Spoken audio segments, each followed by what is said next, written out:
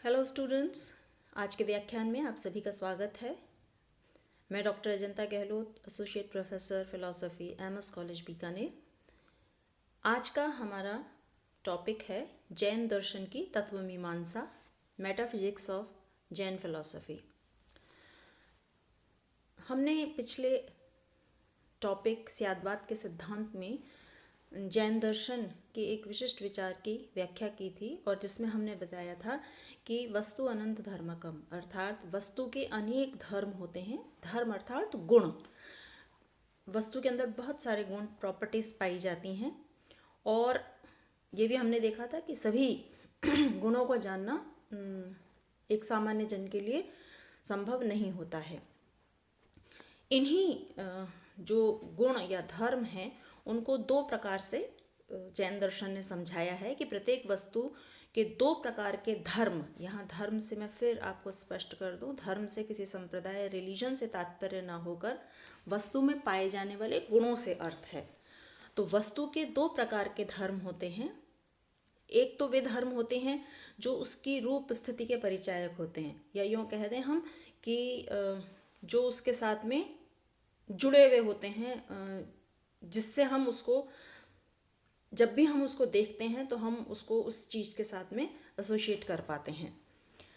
और कुछ गुण ऐसे होते हैं जो अन्य वस्तुओं से उसको अलग करते हैं, डिफरेंशिएटिव, जो डिफरेंस दो वस्तुओं के बीच में, दो व्यक्तियों के बीच में पृथक करने वाले जो गुण होते हैं वो होते हैं। तो एक तो वो हो गया जो उसका खुद के स्वरूप गुण हैं, जो उसके साथ में जुड़े हुए हैं, और एक वे गुण हैं जो उसको अन्य वस्तुओं से अलग करते हैं। तो पहले प्रकार के जो धर्म या गुण होते हैं वे भावात्मक होते हैं, जिन्हें स्वपर्याय कहा जाता है, और दूसरे अभावात्मक होते हैं जिन्हें परपर्याय कहा जाता है। जैसे कि उदाहरण अगर हम लें तो कोई मनुष्य का जो रूप, रंग, आकार, उसकी कुल, गोत्र, जाति, जन्म स्थान आदि जो होते हैं ये स्वपर्याय प्रकार के धर्म कहलाते हैं। जबकि कुछ ऐसे गुण होते हैं जो उस अन्य वस्तुओं से भेद को सूचित करते हैं। जैसे कि हमें अगर किसी भी मनुष्य के संबंध में पूरा ज्ञान प्राप्त है तो हम उसको अन्य मनुष्यों से, उनके गुणों से पृथक कर सकते हैं। द्रव्य विचार, वस्तुओं के अनंत धर्म होते हैं। जैसे कि हमने जाना, धर्म किसी धर्मी का होता है। धर्मी का अर्थ वह वस्तु जिसमें वे धर्म पाए जाते हैं। तो यहाँ धर्मी वस्तु हो गया और धर्म उसके गुण हो गए। जैसे मान लीजिए एक कुर्सी है, तो कुर्सी एक धर्मी है और इसके गुण क्या हो गए कि वह ठोस है, लकड़ी की बनी है, किसी रंग विशेष की है, भूरे रंग की है। तो धर्मी क्या हुआ, कुर्सी हुई, और जो उसके धर्म हैं वो उसके वे गुण हो गए जिनसे हम, जिनकी बात हम उसके ठोसपन या उसके लकड़ी आदि से बने होने के रूप में बता रहे हैं। साधारण वार्तालाप में या दार्शनिक विमर्श में भी धर्म और धर्मी का भेद किया जाता है। तो इसलिए ये बात तो क्लियर ही है कि धर्मी एक प्रकार से द्रव्य है और उसमें जो पाए जाने वाले धर्म हैं उनको गुण कहते हैं। तो द्रव्य और गुण यानी उसकी प्रॉपर्टीज। द्रव्य क्या, मैटर। हम वैसे भी साधारणतः भी हम पढ़ते हैं, जितनी भी वस्तुएं होती हैं उनको मैटर कहा जाता है। जैन दर्शन उन वस्तुओं को द्रव्य कहता है और उनमें पाए जाने वाले जो गुण होते हैं जिनको कि वो धर्मी कह रहा है, उसके आधार पर। तो द्रव्य और गुण ये एक प्रकार से इसको स्पष्ट करता है जैन दर्शन। अब इस द्रव्य में जो दो धर्म की बात की गई है, एक तो होते हैं स्वरूप या नित्य धर्म जो उसके साथ में जुड़े रहते हैं, दूसरे वे होते हैं जो परिवर्तनशील होते हैं, बदल जाते हैं। जैसे कि कोई मनुष्य है, हमने कहा मनुष्य का रूप, रंग, उसकी हाइट, उसका कलर, ये सब चीज़ें तो उसके साथ में जुड़ी हुई हैं। परंतु जैसे स्वभाव की बात ले लें या उसमें समय विशिष्ट में उत्पन्न होने वाला कोई एक स्वाभाविक गुण है, स्वभाव का गुण है, क्रोध आ जाना या किसी के प्रति जो है दुर्भावना रखना, ये उसके आगंतुक गुण हैं जो परिवर्तित होते रहते हैं, सदा उसके साथ में स्थिर रूप में नहीं रहते हैं। तो स्वरूप धर्म वे हैं जो द्रव्य में सदा रहते हैं, और जो आगंतुक गुण हैं वे परिवर्तित होते रहते हैं। ऐसे धर्मों के बिना द्रव्य का अस्तित्व असंभव है। आप ये समझ लीजिए कि द्रव्य और गुण का आपसी संबंध, इंटरडिपेंडेंसी का संबंध है। यदि द्रव्य है यानी वस्तु है तो उसमें गुण होंगे, और गुणों के अभाव में द्रव्य का अस्तित्व संभव नहीं है। जैसे वो कहते हैं कि चैतन्य जो है वो आत्मा का स्वरूप धर्म है। इससे पूर्व जब हमने चार्वाक दर्शन पढ़ा था तो उन्होंने चैतन्य को आत्मा का आगंतुक या आकस्मिक गुण माना था, अर्थात जब चार महाभूत मिलते हैं तो वो चेतना उत्पन्न हो जाती है, जब वे पृथक हो जाते हैं तो चेतना का विलोपन हो जाता है। जबकि जैन दर्शन कह रहा है कि चेतना या चैतन्य आत्मा का स्वरूप धर्म है। स्वरूप धर्म अर्थात जो उसके साथ में सदा रहता है। आगंतुक धर्म द्रव्य में सदा वर्तमान नहीं रहते हैं, जैसे कि इच्छा है, सुख दुख, संकल्प। इसका मैंने आपको उदाहरण के साथ इसकी अभिव्यक्ति की है। जैन दार्शनिक स्वरूप धर्म को गुण कहते हैं और आगंतुक धर्मों को पर्याय कहते हैं। अब देखिए, द्रव्य हो गया। द्रव्य में दो प्रकार के गुण पाए जाते हैं, स्वरूप धर्म यानी स्वरूप गुण और आगंतुक गुण। स्वरूप गुणों को जैन दर्शन पर्याय कहता है, जब गुण कहता है, जबकि आगंतुक गुणों को वह पर्याय कहता है। तो द्रव्य के अंदर दो प्रकार के गुण हुए, एक प्रकार जिसे गुण कहते हैं, दूसरा पर्याय। गुण हमेशा रहते हैं, पर्याय परिवर्तित होते रहते हैं। इसलिए अब हम यदि जैन दर्शन के अनुसार द्रव्य की परिभाषा दें तो हम कह सकते हैं कि द्रव्य वह है जिसके अंदर गुण और पर्याय अवस्थित रहते हैं, या गुण और पर्याय जिसमें रहते हों वही द्रव्य है। द्रव्य की अगर हम संक्षेप में व्याख्या समझें कि जैन दर्शन द्रव्य को कैसे व्याख्यात करता है, तो द्रव्य दो प्रकार के होते हैं, अस्तिकाय और अनस्तिकाय। अस्तिकाय का अर्थ है जिसका अस्तित्व होता है, और अनस्तिकाय जो अस्तित्व नहीं होता, अर्थात जिसको हम देख नहीं सकते हैं। तो अस्तिकाय और अनस्तिकाय। फिर अस्तिकाय द्रव्य फिर दो प्रकार को आगे विभक्त करते हैं। अस्तिकाय वे होते हैं, साधारणतः अस्तिकाय का अर्थ होता है जो स्थान घेरते हैं, जो एक स्थान विशेष में रहते हैं, तो वो जीव हो गए। और जीव दो प्रकार के होते हैं, मुक्त जीव और बद्ध जीव। मुक्त जीव वे हैं जो स्वतंत्र हैं, अर्थात बंधन से परे हैं, और बद्ध जीव वे हैं जो बंधन में बंधे हुए हैं। ये बद्ध जीव दो प्रकार के होते हैं। बंधन में जो जीव होते हैं, त्रस और स्थावर। त्रस का मतलब होता है जिनमें गति होती है, त्रस का अर्थ होता है जिनमें गत्यात्मकता होती है, गति होती है। जबकि स्थावर का अर्थ होता है जो स्थिर रहते हैं, जिनमें कोई किसी प्रकार की गति नहीं होती है। ये त्रस प्रकार के जीव फिर चार तरीके से विभक्त किए गए हैं। पंच इंद्रिय, पांच इंद्रियां जिनकी हैं, आप जानते हैं मनुष्य के पास में पांच इंद्रियां हैं, पशुओं के पास में भी कभी इन पांच इंद्रियों की व्याख्या की जाती है। दूसरे होते हैं चतुरिंद्रिय, जिनके पास चार ही इंद्रियां होती हैं, जो भ्रमर आदि हैं। त्रिइंद्रिय, जिनके पास तीन इंद्रियां होती हैं, पिपीलिका यानी चींटी। और द्विइंद्रिय का उदाहरण यानी जिसके पास दो इंद्रियां होती हैं, उसका उदाहरण है घोंघा आदि। इनको और हम विस्तार से आगे पढ़ेंगे। जो अजीव होते हैं यानी अनस्तिकाय जो जीव अनस्तिकाय द्रव्य जो होते हैं, उसको अजीव कहा जाता है। अजीव चार प्रकार से व्याख्यात किए जाते हैं, धर्म, अधर्म, आकाश, पुद्गल। धर्म, अधर्म, आकाश क्या है, हम इसको आगे जैसे जैसे अध्याय जैसे जैसे व्याख्यान बढ़ता जाएगा हम इसकी व्याख्या करते जाएंगे। पुद्गल दो प्रकार से होते हैं। पुद्गल मतलब मैटर, जड़ तत्व। ये अणु यानी सूक्ष्म, और संघात यानी बहुत सारे अणुओं से मिलके जो बनता है। और ये अणु जल, अग्नि, वायु आदि जैसे इसकी पृथ्वी, जल, अग्नि, आकाश जो है उसके आधार पर हम इसकी व्याख्या करते हैं।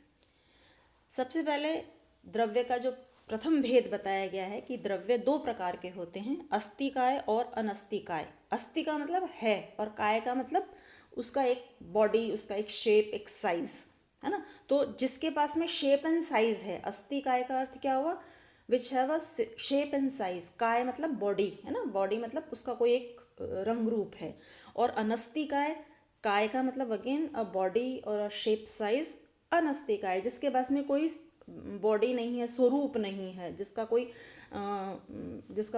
जिसको हम देख के कह सकते हैं कि यह अनस्तिकाय है, ऐसा कुछ नहीं है।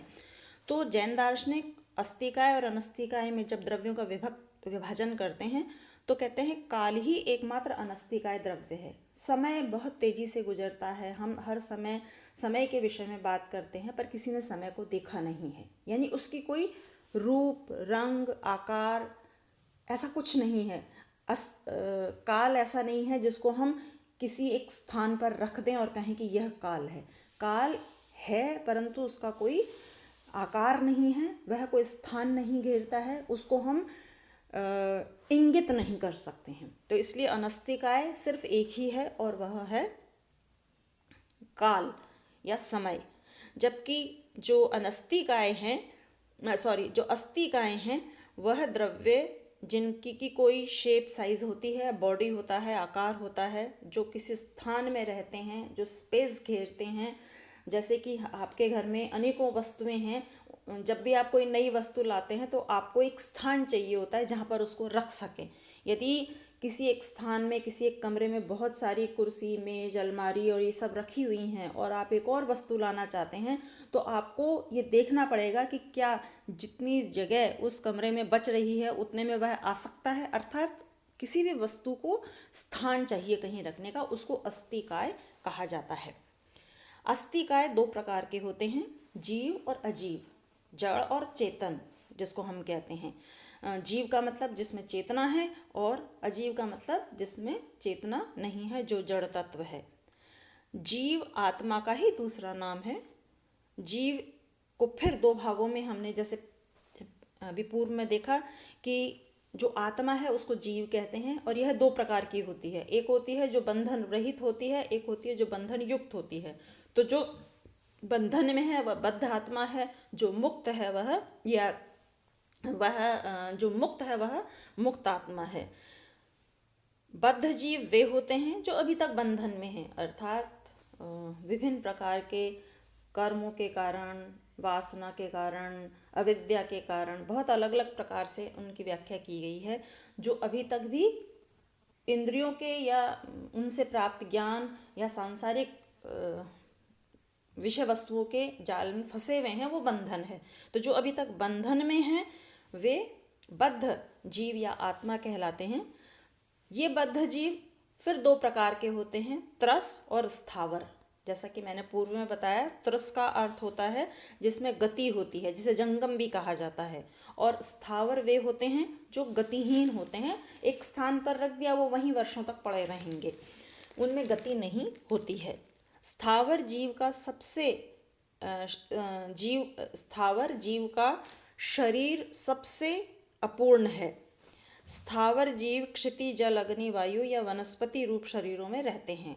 स्थावर मतलब जिनमें स्थिति नहीं है, जिनमें गति नहीं है, ये जीव क्षिति यानी आकाश, जल, अग्नि, वायु या वनस्पति रूप शरीरों में रहते हैं।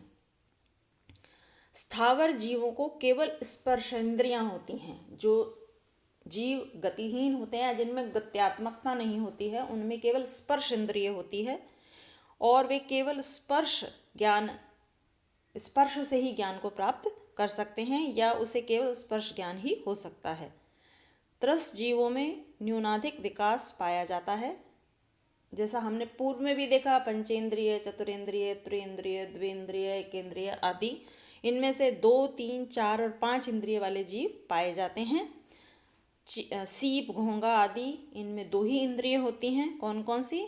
त्वचा यानी स्पर्श इंद्रिय और जिह्वा स्वादेंद्रिय जिसे कहते हैं। पिपीलिका या चींटी, भौरा, इनमें 4 इंद्रियां होती हैं, त्वचा, जिह्वा, नासिका और चक्षु, है ना। त्वचा स्पर्श होता है, जिह्वा स्वाद, नासिका घ्राण यानी सूंघने की शक्ति और चक्षु अर्थात नेत्रेंद्रिय या देखने की क्षमता। उच्च पशुओं, पक्षियों तथा मनुष्य को 5 इंद्रियां होती हैं, ये हम सभी जानते हैं। जो अस्तिकाय अजीव होता, अस्थिकाय हमने देखा था, जो अजीव होते हैं वो 4 प्रकार के होते हैं। हमने देखा था अनस्तिकाय और अस्थिकाय में जो भेद किया था उसके अंदर हमने देखा अस्थिकाय अजीव 4 प्रकार के होते हैं, धर्म, अधर्म, आकाश और पुद्गल। इसको हम आगे देखेंगे। उससे पूर्व जीव की जो हम व्याख्या कर रहे थे, जिसमें हमने कहा था कि जीव को आत्मा कहते हैं, चेतन द्रव्य को जीव या आत्मा कहा जाता है, क्योंकि आत्मा जैन दर्शन के अनुसार शरीर का आकस्मिक नहीं वरन उसका स्वरूप गुण है, अर्थात वो उसके साथ सदा रहता है। इसीलिए जीव चैतन्य सब समय में वर्तमान रहते हैं, किंतु भिन्न भिन्न जीवों में इसका स्वरूप और इसकी मात्रा अलग अलग होती है। मात्रा भेद के अनुसार जीवों में एक तारतम्य है, जिसमें सिद्ध आत्माओं का स्थान सबसे ऊंचा है। अगर हम देखें तो पाश्चात्य दर्शन की ही कुछ झलक, जिस तरीके से अरस्तु आदि, प्लेटो अरस्तु आदि जीवों की जो स्थितियों को अभिव्यक्त करते हैं, कुछ कुछ वैसा ही जैन दर्शन में भी देखने को मिलता है, जहाँ वो ये बताते हैं कि जो सिद्ध है, यानी सिद्धता को प्राप्त करना एक प्रकार से विकास की क्रिया है, एक प्रकार से उत्तरोत्तर गमन की क्रिया है, जिसमें कि सिद्ध आत्माओं का स्थान सबसे ऊंचा है। सिद्ध वे हैं जो कर्मों पर विजय पा लेते हैं, पूर्ण ज्ञानी हैं। तो अब सिद्ध आत्मा को पाने के लिए एकेंद्रिय, द्वेंद्रिय, त्रिइंद्रिय, चतुरिंद्रिय, पंचेंद्रिय, इस प्रकार से क्रमशः उत्तरोत्तर गमन की जब क्रिया होगी तो सर्वोच्च जो स्थान है जीव का, जिसे हम मुक्त आत्मा कहते हैं, उसको प्राप्त किया जा सकता है। जीव ज्ञान को प्राप्त करता है, वही कर्म भी करता है, सुख दुख भी वही भोगता है। ये गुण बताए गए हैं, इसका स्वरूप एक प्रकार से कि आत्मा का स्वरूप क्या है, वो यही है कि वह ज्ञान भी प्राप्त करता है, कर्म भी करता है, सुख दुख भी वही भोगता है, वह स्वयं प्रकाशमान है। न सिर्फ स्वयं प्रकाशमान है बल्कि वह दूसरों को भी प्रकाशित करता है। नित्य है, नित्य का मतलब उसका अस्तित्व हमेशा है। बस संसार में वस्तुएं उत्पन्न होती हैं, नष्ट होती हैं, परंतु जीव का अस्तित्व सदा रहता है। ये बात अलग है कि उसकी अवस्थाएं बदलती रहती हैं। कोई ये माने कि आत्मा और शरीर एक है या जीव और शरीर एक है तो वह ठीक नहीं होगा। शरीर से अलग है जीव, जिसका अस्तित्व हमें आत्मानुभूति से ही प्रमाणित हो जाता है। संचित कर्मों के कारण जन्म पुनर्जन्म के चक्र में पड़ने से अनेक शरीर धारण करने पड़ते हैं। ये बात सभी बहुत सारे दर्शन मानते हैं कि आत्मा का अस्तित्व निर्विकार है, आत्मा का अस्तित्व शाश्वत है, परंतु मनुष्य के अंदर मनुष्य की मृत्यु और जन्म का जो एक प्रक्रम है, जो एक प्रक्रिया है, जिसमें कि वह पुनर्जन्म की अवधारणा होती है, उसमें पुनः पुनः शरीर के अंदर उसको, या यूँ कहें कि जीव द्वारा पुनः पुनः अलग अलग शरीरों को धारित किया जाता है। जिस प्रकार कोई दीपक अपने चारों ओर प्रकाश फैलाता है, उसी प्रकार जीव भी संपूर्ण शरीर को प्रकाशित करता है। अब आत्मा के अस्तित्व के अनेक प्रमाण प्रस्तुत किए जाते हैं, और हम अगर भारतीय दर्शनों को आगे पढ़ेंगे तो हम देखेंगे कि बहुत सारे ऐसी युक्तियाँ ईश्वर के अस्तित्व को, आत्मा के अस्तित्व को सिद्ध करने के लिए दी जाती हैं, क्योंकि आत्मा और ईश्वर ऐसे तत्व हैं जो लौकिक तत्व नहीं हैं, यानी इस संसार के में तो हैं, परंतु उनको हम जैसे अन्य वस्तुओं का प्रत्यक्ष अपनी इंद्रियों की सहायता से, आँख आदि से कर सकते हैं, वैसे इनका प्रत्यक्ष इंद्रियों के माध्यम से न करके अनुभव या अन्य साधनों से किया जाता है। तो आत्मा है ये सब मानते हैं, पर आत्मा कहाँ है या कैसे है या उसकी सत्ता कैसे सिद्ध होगी, उसको स्थापित करने के अलग अलग प्रयास किए जाते हैं। तो जब हम किसी द्रव्य के गुणों को देखते हैं तो हम कहते हैं कि हम उस द्रव्य को ही देख रहे हैं। गुलाब के रंग को देखते हुए हम कहते हैं कि गुलाब के फूल को ही देख रहे हैं। इसी तरह से, यानी गुलाब क्या है, गुलाब को अगर हम देखते हैं तो हम गुलाब के रंग को देखते हैं या उसके स्मेल को महसूस करते हैं, या उसमें जो उसकी डंडी में लगे हुए कांटे हैं उनको महसूस करते हैं, परंतु हम उस गुलाब को फिर भी हम ये कहते हैं कि यह गुलाब है, गुलाब का रंग है, गुलाब में कांटे हैं, आदि आदि। तो ठीक उसी प्रकार से ये कहते हैं आत्मा के गुणों को देखकर ही हमें आत्मा की प्रत्यक्षानुभूति होती है। सुख दुख स्मृति संकल्प संदेह ज्ञान आदि धर्मों के अनुभव से ही हम आत्मा का प्रत्यक्ष करते हैं। जब हम कहते हैं हम सुखी हैं, हम दुखी हैं, हमको कुछ याद रहता है, हम कोई निश्चय करते हैं, हम किसी पर शंका करते हैं, तो दरअसल हम क्या कर रहे हैं, इस माध्यम से हम आत्मा के अस्तित्व को या जीव के अस्तित्व को ही सिद्ध कर रहे हैं, क्योंकि ये सारे कार्य शरीर के नहीं हैं।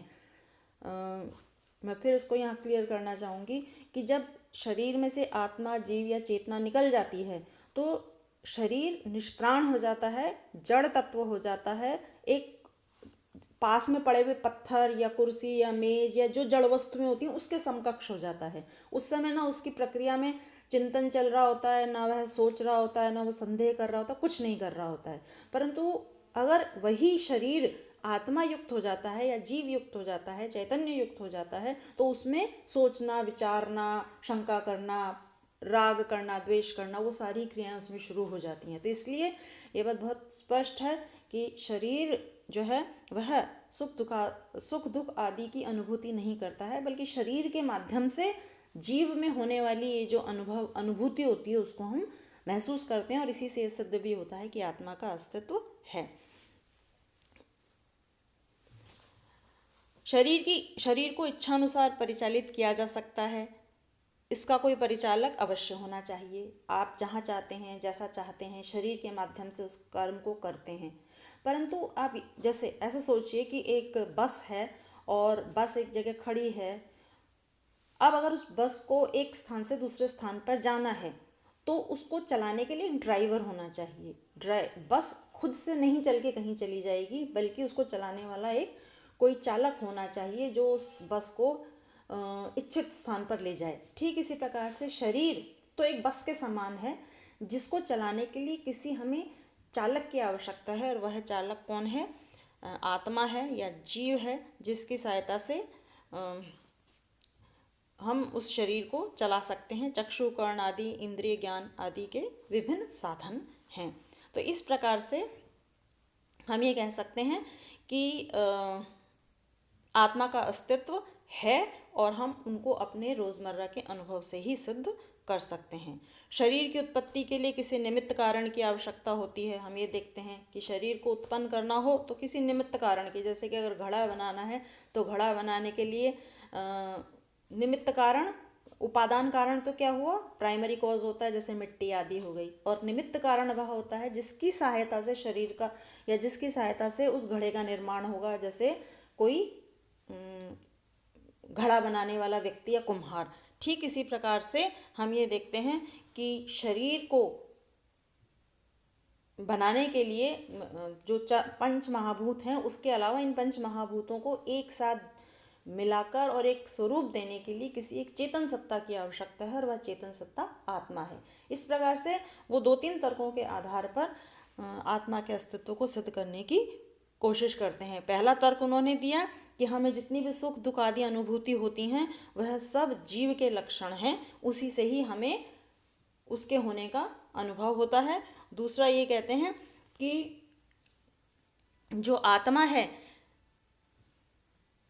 वह शरीर को चलाने वाली है, चालक है, इससे हमें आत्मा का अनुभव या आत्मा के अस्तित्व का अनुभव होता है। और तीसरा ये कहा कि आत्मा वह तत्व है, वह निमित्त कारण है जिससे कि शरीर का निर्माण होता है।